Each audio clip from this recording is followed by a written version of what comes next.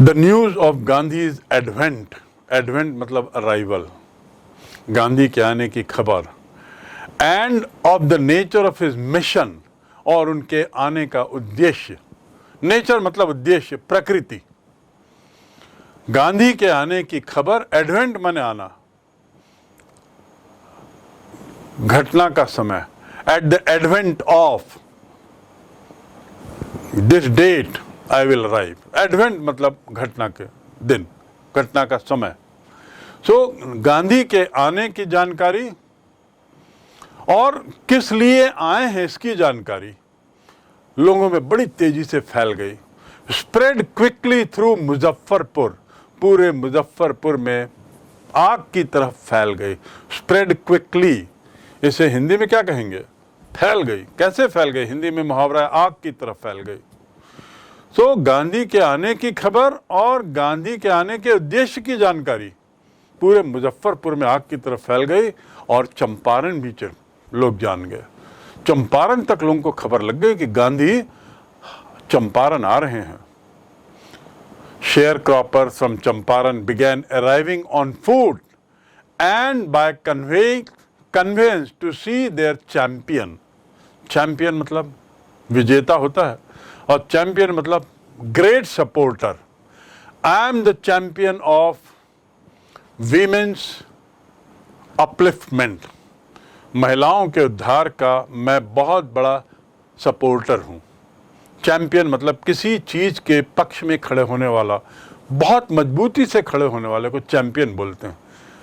सो चंपारण से जब ये हवा उड़ी, जब लोगों को खबर मिली कि गांधी जी मुजफ्फरपुर आए हैं और चंपारण आएंगे और किस लिए आएंगे, तो चंपारण से बहुत से किसान, जिसे शेयर क्रॉपर यहाँ कहा गया है, वो किसान पैदल और विभिन्न गाड़ियों में, चाहे बैलगाड़ी हो चाहे ट्रेन गाड़ी हो, अलग अलग जरिए से मुजफ्फरपुर पहुंच गए। किस लिए? अपने इस नेता को, अपने इस चैंपियन को सपोर्ट करने के लिए, देखने के लिए। To see their champion. कौन है वो आदमी जो चंपारण आ रहा है? जरा देखें तो किसमें इतनी हिम्मत हुई जो अंग्रेजों को चैलेंज करने के लिए चंपारण आ रहा है? इतनी ताकत किसमें है? और ये सारे किसान तो वैसे ही बड़े परेशान थे अंग्रेजों से, क्योंकि अंग्रेजों की जो पुरानी जो खेती की पद्धति थी, जो नियम थे, उसके तहत शेयर क्रॉपर को बड़ा अन्याय लग रहा था। सो दे came on foot, on foot मतलब पैदल, एंड बाय कन्वेंस, कन्वेंस मतलब ट्रांसपोर्ट का जरिया। Muzaffarpur lawyers called on Gandhi to brief him. Muzaffarpur के जो लॉयर थे, वकील थे, टू कॉल ऑन मतलब किसी को विजिट करना, to visit somebody. I called on the president of India, मैंने प्रेसिडेंट ऑफ इंडिया को विजिट किया। I called on him, I called on the collector. So to call on, और call मतलब अलग, कॉल मैंने बुलाना, कॉल ऑन मतलब किसी के पास जाना। याद रखिए, देखिए कितना अंतर हो जाता है, इन जुड़ने से जाना हो गया। ही कॉल्ड ऑन मी, फिर वह मेरे पास आया, मेरे पास गया। So here all these people, farmers started coming from Champaran, advocates, lawyers also visited him, briefed him. To brief करना मतलब संक्षिप्त में समझाना। लॉयर्स ने संक्षिप्त में अपनी समस्याएं समझाई, साथ ही राजनीति की अन्य बातें भी की। They frequently represented peasant group in the court. Frequently मतलब जब तब। यही वो वकील थे जो जब तब इन किसानों के केस को कोर्ट में, किसानों के लिए कोर्ट में लड़ते थे, किसानों के मामले के लिए कोर्ट में हाजिर होते थे। टू रिप्रेजेंट मतलब की एवज में उपस्थित होना। तो किसानों की एवज में ये लोग कोर्ट में उपस्थित होते थे, ये वही वकील थे। तो they represented frequently peasant groups in the court. Farmers अकेले नहीं लड़ सकता था केस, तो ऐसे कई फार्मर्स जिनका केस एक जैसा है, वो लोग इकट्ठे हो जाते थे, एक दो वकील हायर करते थे और इन किसानों के पक्ष में ये वकील लोग कोर्ट में केस लड़ते थे और उसकी बड़ी मोटी फीस लेते थे। फीस बहुत ज़्यादा थी। They told him about their cases. इन वकीलों ने किसानों से संबंधित जो केस इनके पास आए हैं उसके बारे में गांधी को बताया and reported the size of their fees, और अपनी फीस भी बताई कि एक ग्रुप आता है तो उसका ये यदि केस है तो उसकी हम फीस ये लेते हैं। गांधी ने वो फीस बहुत मोटी पाई। Gandhi thought that this fees is too much, particularly when the fees was being taken from farmers and from those farmers who feel that they are suffering injustice। वो फार्मर्स जो अन्याय और गरीबी से वैसे ही जूझ रहे थे, उनसे ये वकील लोग मोटा पैसा ले रहे थे कोर्ट में केस लड़ने का। पर गांधी ने उनको बताया नहीं क्या इसका क्या करेंगे। बस उनसे पूछा फीस कितनी लेते हैं आप, केस किस तरह के लड़ते हैं, किस तरह के किसानों के मामले आपके पास आते हैं, कोर्ट में उसका क्या परिणाम होता है, आदि आदि। और ऐसा करते हुए गांधी ने किसानों की समस्याओं को बहुत गहराई तक समझने की कोशिश की। Gandhi chided the lawyers for collecting big fees from share cropper. Chide करना मतलब लताड़ना। ही चाइडेड मी, गांधी ने लताड़ा इन वकीलों को। गांधी चाइडेड द लॉयर्स, इन वकीलों को लताड़ा for collecting big fees from the share cropper. स्वाभाविक था, गांधी को खराब लगा कि ये वैसे ही किसान गरीब हैं, दरिद्र हैं, ऊपर से इनके साथ वैसे ही अन्याय हो रहा है बहुत, और ऊपर से आप इनकी फीस ले रहे हो वो भी बड़ी मोटी रकम। सो ही चाइडेड देम, उनको लताड़ा, धिक्कारा, and said I have come to conclusion that we should stop going to law courts. अब मैं इस निर्णय पर आया हूं। I have come to the conclusion. Conclusion मतलब निर्णय। टू कंक्लूड मतलब निर्णय लेना, निर्णय करना। टू कंक्लूड मतलब समाप्त करना। The programme is concluded now, महा समाप्त होना। And I conclude that you are correct. मुझे लगता है, इस निष्कर्ष पे मैं पहुंचा हूं कि तुम सही बोल रहे हो। So Gandhi concluded that we should stop going to the court. हमें कोर्ट नहीं जाना चाहिए। अर्थात वकीलों को अनुरोध किया कि इनके मामले कोर्ट मत ले जाओ। किसानों से अनुरोध किया कि वकीलों के माध्यम से तुम्हारा निराकरण नहीं होगा, इसलिए इनके पास अपने केस लेके मत आओ, कोर्ट जाने के लिए मत आओ। So I have come to the conclusion that we should stop going to law court. Taking such cases to the court does not do any good.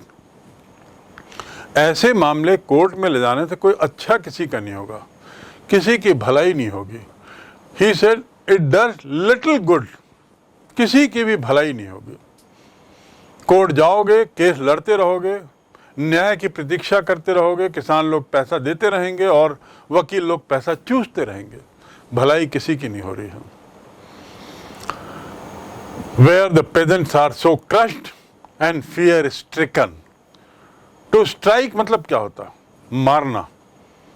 Fear से जिनको मार दिया गया है, डर जिनके शरीर में बैठ गया है, दिमाग में बैठ गया है, अंदर घुस गया है जिनके मन में डर, अंग्रेजी सत्ता के खिलाफ, अंग्रेजी अत्याचार के खिलाफ, अंग्रेजी ऑफिशियल डम के खिलाफ।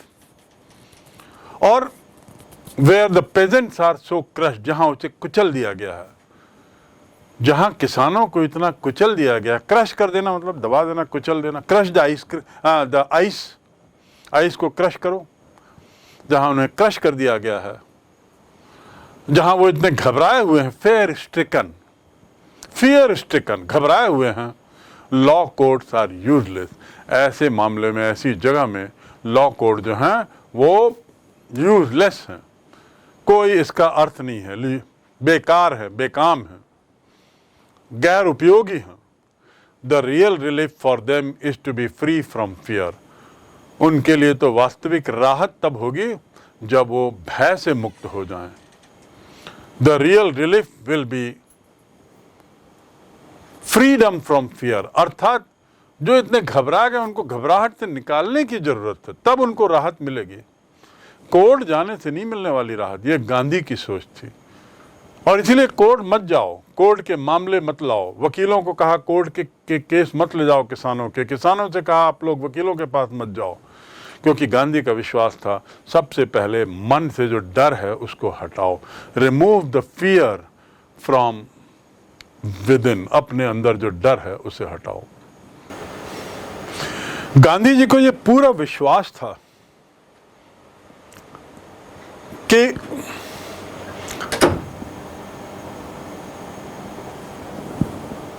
डर जो है उससे मुक्ति पाना सबसे पहले जरूरी है, सबसे अहम है। कोर्ट यहां वहां के चक्कर कोई मतलब नहीं। Freedom from fear is the most important thing. अब fear from what? Fear from what? किस चीज का भय से मुक्ति? भय तो कई तरीके की होती। भगवान का भय होता है, बड़ों का भय थोड़ा रहता है, स्कूल के शिक्षक और प्राचार्यों से भय रहता है। क्या उस मुक्ति की बात कर रहे थे? नहीं, गांधी किसी और तरीके के भय की बात कर रहे थे। We will learn about it later. But what he said was that the best way to solve all your problems is you must free yourself from fear. आपकी समस्याओं के निराकरण का सबसे सही तरीका है भय मुक्त हो। Most of the arable land in the Champaran district was divided. Arable मतलब खेती करने वाला, जहां खेती होती, उपजाऊ। बैरन मतलब अनुपजाऊ। तो अरेबल लैंड जहां पर खेती हो सकती थी चंपारण जिले में, ये दो तरीके की थी। एक तो पहला बड़ी बड़ी भूमि, बड़ा बड़ा भूमि क्षेत्र, लार्ज एस्टेट, ESTAT, एस्टेट मतलब बहुत बड़े प्लॉट्स, बहुत बड़ी भूमि क्षेत्र, ओन्ड बाय इंग्लिशमैन। एक तो जमीन ऐसी थी जो अंग्रेजों के द्वारा, जो अंग्रेज जिसके मालिक थे, और वो जमीनें बहुत बड़ी थी। और दूसरी जमीन वर्कड बाय इंडियन टेनेंट्स, दूसरी ऐसी जमीन जिसमें अंग्रेज लोग टेनेंट के नाते, किराएदार के नाते काम कर रहे थे। इस प्रकार दो ही तरीके की जमीन थी, बड़ी और छोटी। बड़ी जमीनें अंग्रेजों के हाथ, tenant were Indians and they were working on small lands, तो they were owners and they were tenants. या तो मालिक थे और या किराएदार थे। मालिक अंग्रेज, किराएदार भारतीय। भारत में भारतीयों की ये हालत, लुई फिशर यही सबको बताना चाह रहा है कि भारतीयों की स्थिति भारत के अपने ही देश में क्या थी, कितनी समस्याएं थी, सामाजिक समस्याएं, आर्थिक समस्याएं, राजनीतिक समस्याएं। The chief commercial crop was Indigo. Commercial crop किसे कहते हैं? ऐसी फसल जिसमें व्यापार होता हो। सब्जियों में व्यापार नहीं होता, वो कमर्शियल क्रॉप नहीं कहलाती, वो तो वेजिटेबल्स। कमर्शियल क्रॉप मतलब जिसमें बिजनेस होता हो। इंडिगो जो है वो ऐसे ही कमर्शियल क्रॉप था जिसमें व्यापार होता था। बहुत महंगी दाम मिलते थे, बहुत महंगी कीमत रहती थी, बहुत महंगे रहते थे, कीमती रहते थे। तो वहां का मुख्य क्रॉप क्या था? चंपारण का इंडिगो। चीफ मतलब मुख्य। नील की खेती वहां का मुख्य खेती थी। खेती में सबसे ज्यादा नील की खेती होती थी। Landlord compelled all tenant to plant 3/20 of 15% of their holding with indigo. जो लैंडलॉर्ड थे, जमींदार जो थे, जमींदार लोग किसानों के लिए ये कंपलसरी कर दिए थे। टू कंपेल मतलब मजबूर करना। Don't compel me to run away from here, मुझे भागने के लिए मजबूर मत करो। Don't compel me to speak out the truth, मुझे सच बोलने पर मजबूर मत करो। मैं चुप हूं, नहीं तो तुम सच बोलने पे मजबूर कर रहे हो। Don't compel me. I was compelled to tell the truth, सच बोलने के लिए मैं मजबूर हुआ। राइट। सो हियर लैंडलॉर्ड जो थे, they compelled all tenants to plant 3/20 और 15% of their holding with indigo and surrender the entire indigo harvest as rent। यहाँ लुई फिशर बता रहे हैं कि जो किसान थे उन्हें मजबूर किया गया था कि 15% जो जमीन है उसमें इंडिगो की खेती करोगे। आपको जितनी भी जमीन है उसमें इंडिगो की खेती करोगे, नील की खेती करोगे। उसके कितने हिस्से में? 15% हिस्से में, और या 3/20 हिस्से में। इतने में क्या करोगे? केवल इंडिगो की खेती। ये मजबूरी एक, और दूसरी मजबूरी थी कि ये जो फसल होगी वो आप हमको किराए के रूप में दे दोगे। टेनेंट फार्मर्स मतलब किराए वाले, किराए पे किसान थे। जमींदार लोग तो खुद खेती करते नहीं थे। जमींदार लोग जमीन को टुकड़ों टुकड़ों में किसान को किराए में देते थे और उम्मीद करते थे कि हमको हर साल किराया दोगे। और किराया भी कैसा तय था कि भाई आपको जितनी ज़मीन दी गई उसके 15% हिस्से में आप केवल इंडिगो लगाओगे, और इंडिगो की फसल की जो भी आय है या पूरी फसल है वो हमको दे दोगे। ये किराया हो गया। फिर इसको बेचकर, जो बहुत महंगी थी, इंडिगो की कीमत बहुत ज़्यादा थी, उसको ज़मींदार लोग बेचते थे और उस कमाई के बल पर ऐशो आराम की ज़िंदगी जीते थे। लेकिन किसान का क्या होता था? एक तो इंडिगो की खेती की मेहनत और कमाई ज़मींदार की, दूसरा खेती खुद कर रहा है, एक तो किराए पे कर रहा है, उसमें भी 15% हिस्सा इंडिगो में करने की मजबूरी। तो बेचारा किसान मारा जा रहा था।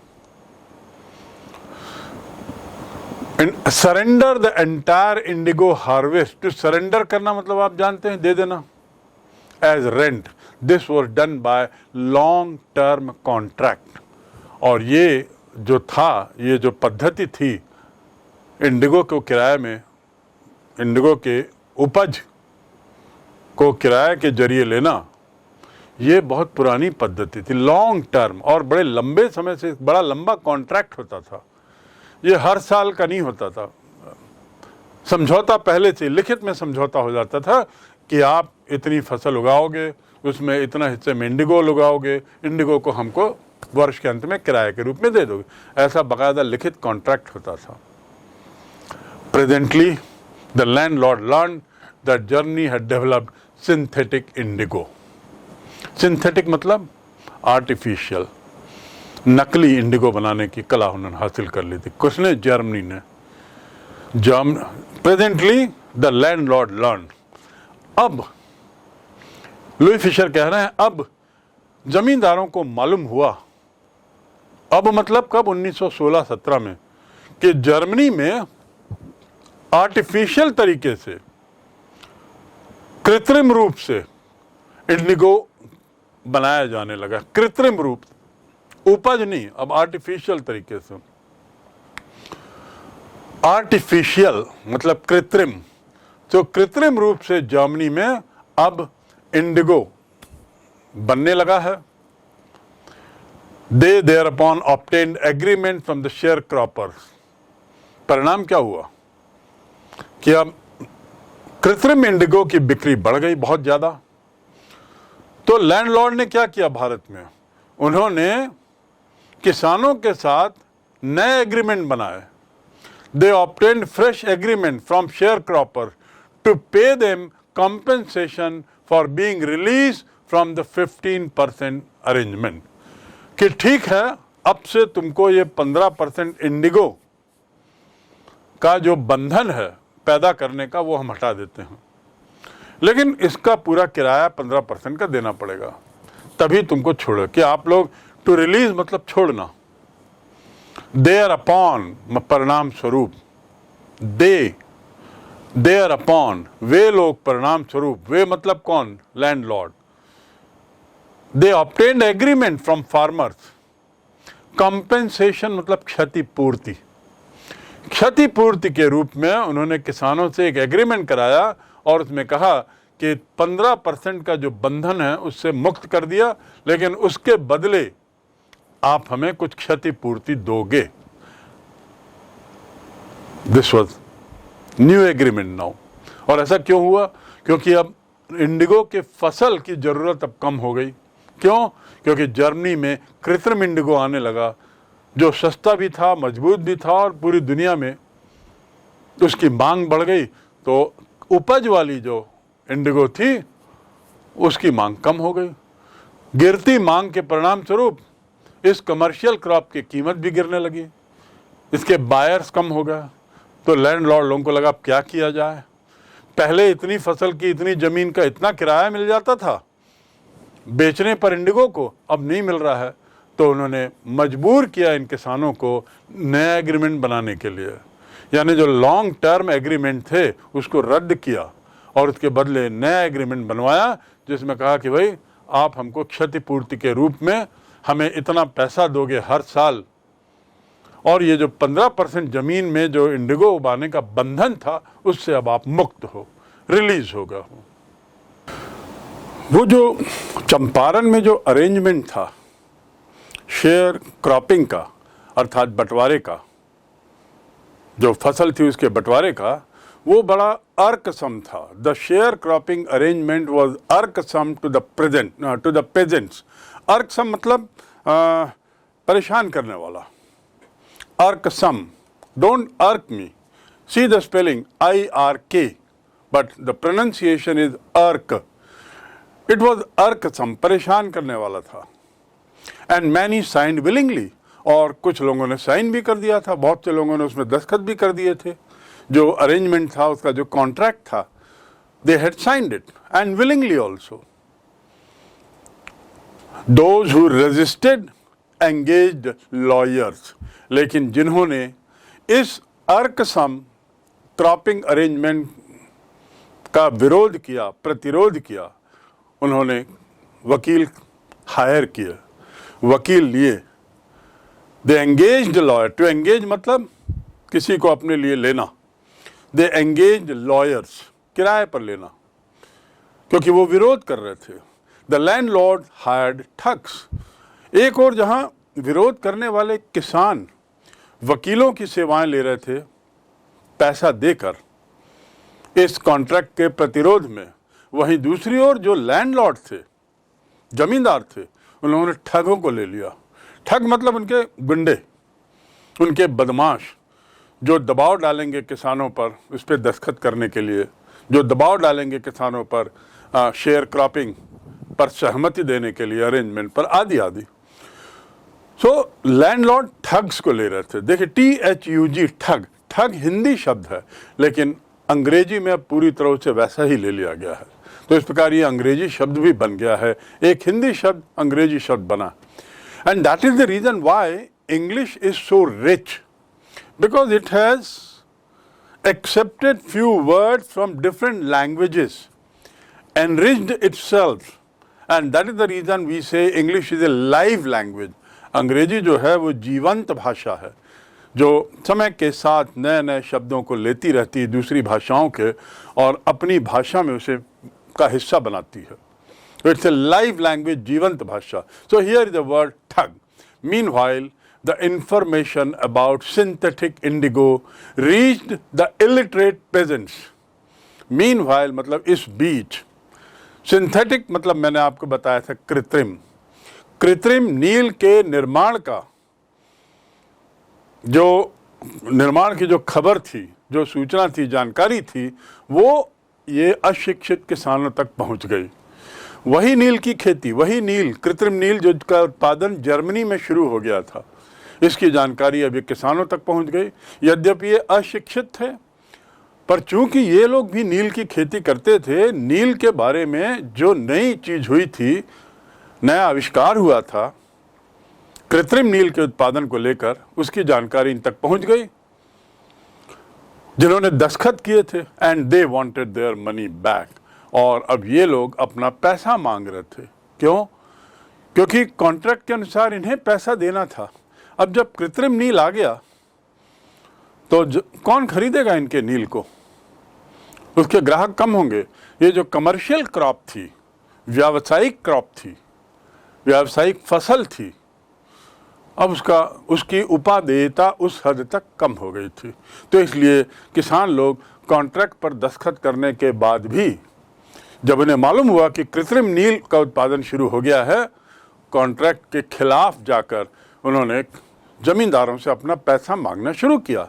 तो इस प्रकार किसी न किसी कारण से अधिकतर किसान अब इस प्रथा के शेयर क्रॉपिंग एग्रीमेंट के विरोध में खड़े थे। At this point Gandhi arrived in Champaran. इस दौरान, इस क्षण गांधी चंपारण पहुंचते हैं। अभी तो मुजफ्फरपुर में थे, सब लोगों से जानकारियां एकत्रित कर रहे थे, फर्स्ट हैंड इंफॉर्मेशन इकट्ठी कर रहे थे। अब वो चंपारण पहुंचते हैं।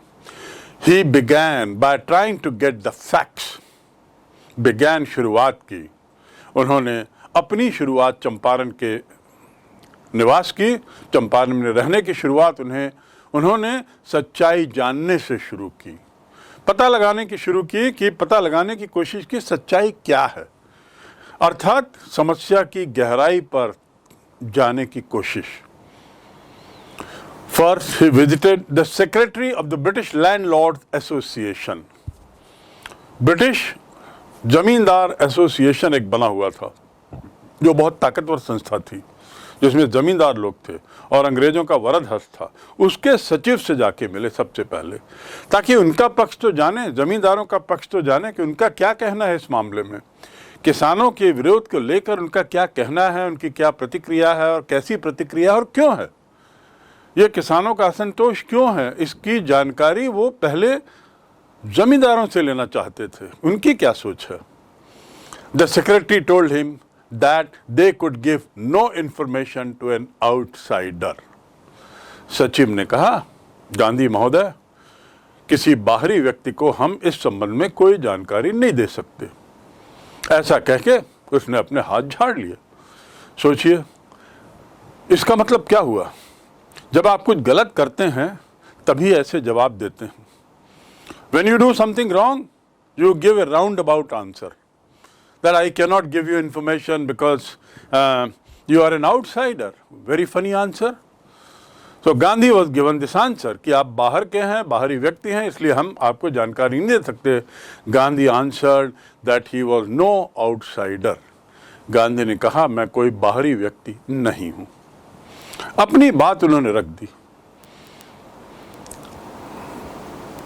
और इसके बाद गांधी जी आ गए। उन्होंने किसी तरह की तीव्र प्रतिक्रिया या भीड़ को इकट्ठा करना या आंदोलित हो जाना, ये कुछ नहीं किया। बात सुनी और अपना उत्तर दे दिया कि मैं कोई आउटसाइडर नहीं हूं। Next, Gandhi called on British official commissioner of the Tirhut division in which Champaran district ले। टू कॉल ऑन मतलब जाना।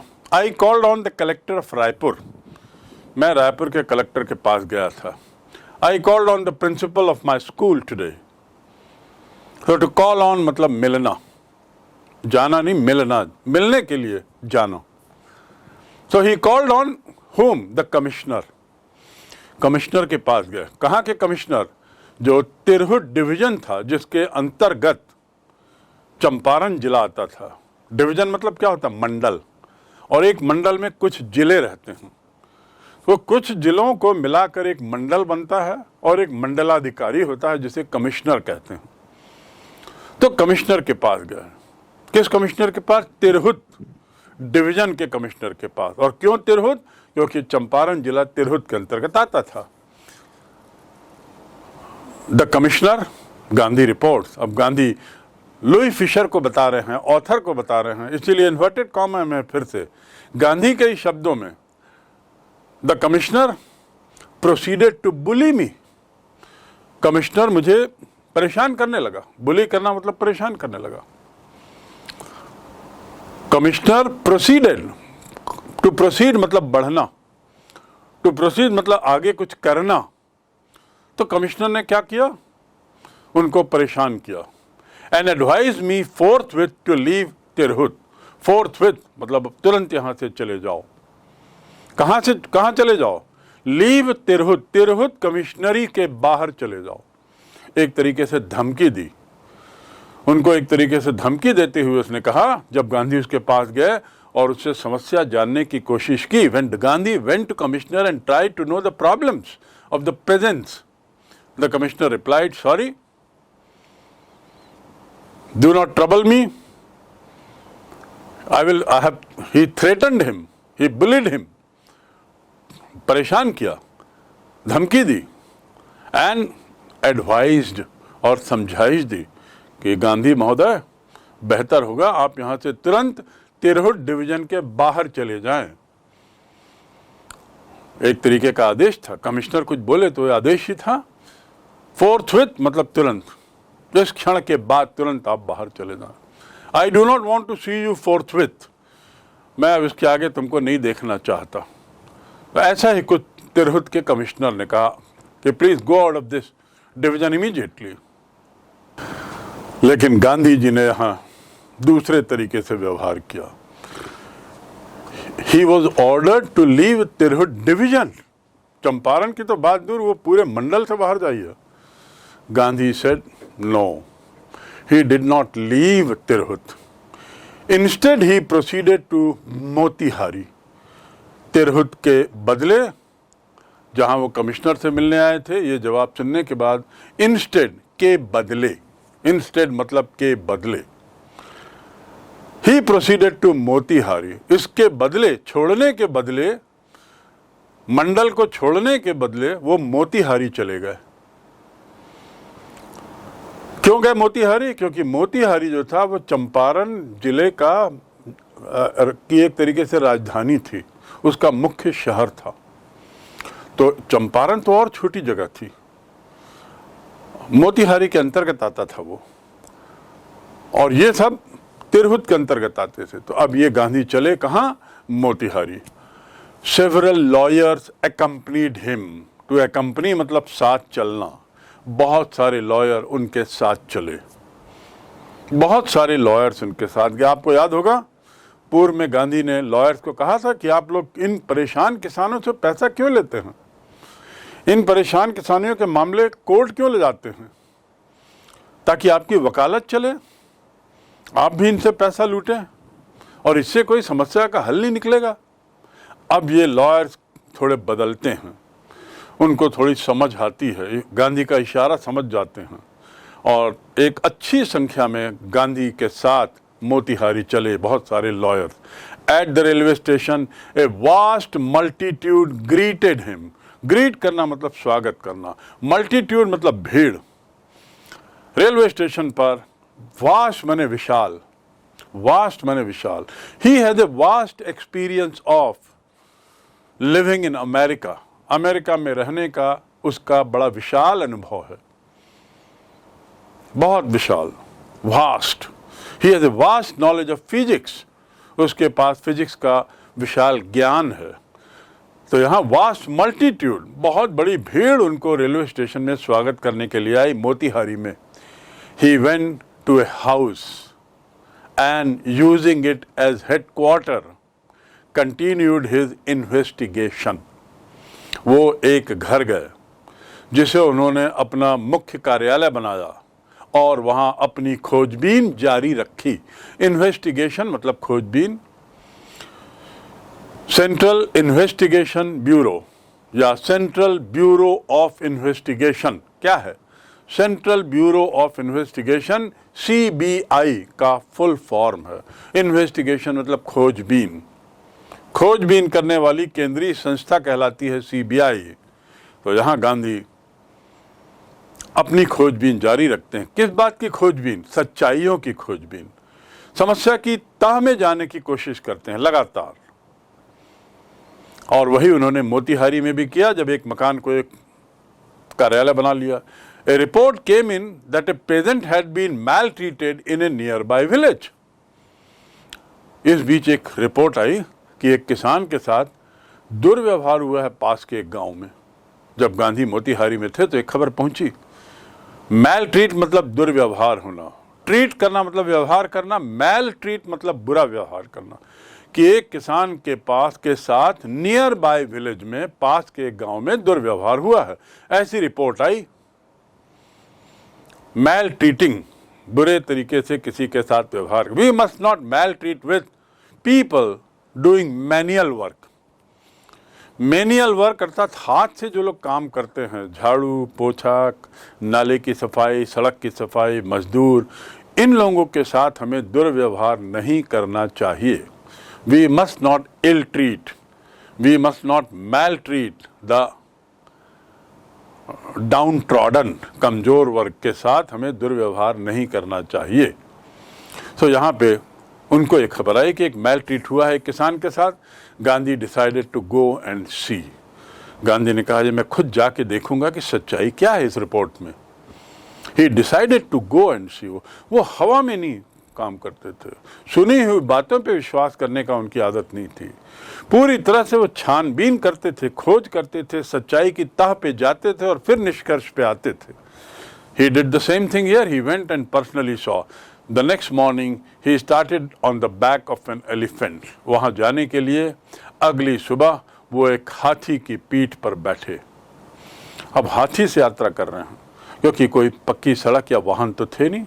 So he started out on the back of an elephant. He had not proceeded far. Far माने दूर, proceed माने आगे बढ़ना। Proceedings, do not proceed beyond this line. इस पंक्ति के, इस लाइन के आगे मत बढ़ो।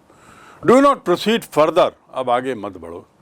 So before Gandhi could proceed far, इससे पहले कि गांधी आगे बढ़ते, थोड़ा ज़्यादा दूर जा पहुँचते, अर्थात ज़्यादा दूर पहुँचने के पहले ही when the police superintendent messenger overtook him, SP जो थे वहाँ के, उनका जो मैसेंजर था, खबर देने वाला, जो खबर लेन देन का काम करता था, ही ओवरटुक हिम, उनके आगे आ गया। टू ओवरटेक, मेरी गाड़ी ने तुम्हारी गाड़ी को ओवरटेक किया। मोटरसाइकिल वाले ने मुझे ओवरटेक किया था। द मोटरसाइकिल हैड ओवरटेकन मी। तो ओवरटुक, ओवरटेकन। टू ओवर का मतलब अलग होता है, टेक का मतलब अलग होता है, लेकिन दोनों शब्द को जोड़ें तो ओवरटेक मतलब किसी के आगे आ जाना, सामने ऊपर आ जाना। तो द मैसेंजर ओवरटुक हिम, कहाँ? मोतिहारी से थोड़ी दूर ही चले थे वो गांव के लिए हाथी में, और इनका मैसेंजर आ गया पुलिस का, and ordered him to return to the town in his carriage, in his carriage, और उनको आदेश दिया कि वापस चलिए। और किस में? मेरे कैरिज में। हाथी से उतरिए, मेरी गाड़ी में बैठिए और मैं आपको वापस गांव छोड़ूंगा, वापस जहां से आप आए हैं वहां छोड़ूंगा। अर्थात आगे जाना मना है। ये सरकारी आदेश है, पुलिस के साहब का आदेश है। गांधी कंप्लाइड। कंप्लाई माने आदेश मानना। Compliance, in order to comply your instruction I have done this. तुम्हारे आदेश को मानने के लिए मैंने ये किया है, तुमने आदेश दिया था इसलिए मैंने ये किया। सो गांधी कंप्लाइड, गांधी जी ने आदेश मान लिया। क्या आदेश? कि हाथी से उतरो, मेरी गाड़ी में बैठो और वापस चलो। ये आदेश गांधी ने चुपचाप स्वीकार कर लिया। आपको भी लग रहा होगा ये कैसा विरोध। वहाँ कमिश्नर ने कुछ कहा, चुपचाप आ गए। यहाँ उसने कहा तो चुपचाप आ गए। यहाँ भी अब पुलिस सुपरिटेंडेंट बोल रहा है बैठो गाड़ी में और चलो वापस, और गांधी जी तैयार। The messenger drove Gandhi home where he served him with an official notice to quit Champaran immediately. जैसे ही गांधी जी इस कैरिज में बैठकर वापस घर पहुंचते हैं अपने मोतिहारी में, सो द मैसेंजर उनको एक नोटिस देता है। टू सर्व नोटिस मतलब नोटिस देना, टू सर्व देना। ही सर्व्ड में नोटिस, एक सूचना उनको देता है जो एक आदेश की तरह है। और उसमें क्या थी सूचना? वो भी ऑफिशियल नोटिस, सरकारी notice. To quit Champaran immediately, कि चंपारण तुरंत छोड़ के जाएं। ये आदेश सुपरिंटेंडेंट से था। ये नोटिस उसने वहां हाथी में बैठे हुए गांधी को नहीं दिया, पहले गांधी का आदेश दिया, उतरिए, हमारी गाड़ी में बैठिए, वापस चलिए, एसपी का आदेश है। वापस आ गए। जैसे ही अपने घर पहुंचते हैं, notice is serve to him, घर में उनको दिया गया पुलिस मैसेंजर के द्वारा कि आप चंपारण तुरंत छोड़े। Gandhi signed A receipt for the notice. Receipt की स्पेलिंग देखिए, RECEIPT, P साइलेंट है यहां। रिसीट मतलब रसीद, और रिसीव मतलब पाना, उसी से बना है रिसीट। जो चीज पाई जाती है किसी की एवज में, उसे रिसीट कहते हैं, रसीद कहते हैं। तो Gandhi got a receipt, signed A receipt, Gandhi ने उसकी पावती पर दस्तखत किया, अर्थात उन्होंने एक्नॉलेज किया, उन्होंने लिखित में स्वीकार किया कि मुझे यह नोटिस मिला है। मना नहीं किया, विरोध नहीं किया, मैं नोटिस पे क्यों दस्तखत करूं, ऐसा नहीं कहा। आजकल जब चालान मिलता होता है गाड़ी का और ट्रैफिक इंस्पेक्टर गलत चलाने पर चालान करता है और कहता है रसीद में दस्तखत करो, तो हम लोग नहीं करते, प्रतिरोध करते हैं कई बार, क्योंकि ये सोचते हैं कि चालान में दस्तखत ना करने से हम बच निकलेंगे। ऐसा नहीं है, ऐसा नहीं है। यहाँ गांधी ने बहुत एक अच्छा उदाहरण पेश किया। वो बेचारा मैसेंजर तो अपनी ड्यूटी कर रहा था, उसको जैसा आदेश था उसने गांधी को कहा, गांधी जी मान गए। उसने कहा इसमें दस्तखत कर दीजिए, नोटिस के कॉपी पर गांधी जी दस्तखत कर दिए। And wrote on it that he would disobey the order. इतना ही नहीं, ही रोट ऑन इट, उन्होंने उसको ऊपर लिखा। क्या लिखा? He would disobey the order. To disobey मतलब अवज्ञा करना आदेश की, आदेश ना मानना। उन्होंने उस रसीद पर लिख दिया, मैं आपका आदेश नहीं मानूंगा। आदेश क्या था? चंपारण छोड़ने का। गांधी चाहते तो लिखने की जरूरत नहीं थी, लेकिन गांधी ने कहा कि नहीं, मैं आगे क्या करूंगा इसकी जानकारी सरकार को रहे, एसपी को रहे। तो उन्होंने लिख के भी दे दिया, लिख भी दिया उसमें कि मैं आपके आदेश की अवहेलना करता हूं, अवज्ञा करता हूं, आपके आदेश को नहीं मानता। टू डिसओबे, और टू ओबे मतलब मानना। I have obeyed your orders, he has disobeyed my instruction. In consequence, परिणाम स्वरूप क्या होता है? इन कॉन्सिक्वेंस मतलब परिणाम स्वरूप। परिणाम स्वरूप क्या होता है? गांधी रिसीव्ड ए समन्स। देखिए, समन्स बहुवचन नहीं है, एक वचन है। ए समन्स, ए समन्स मतलब कोर्ट का आदेश, कोर्ट आने का आदेश। और ये किसके द्वारा दिया जाता है? कोर्ट के द्वारा दिया जाता है। और इस आदेश को तो मानना ही पड़ता है, नहीं मानेंगे तो गिरफ्तार होंगे और जेल जाएंगे। तो गांधी को कोर्ट का आदेश मिलता है to appear in the court next day, court में अगले दिन हाजिर हों। ये समन क्यों मिला?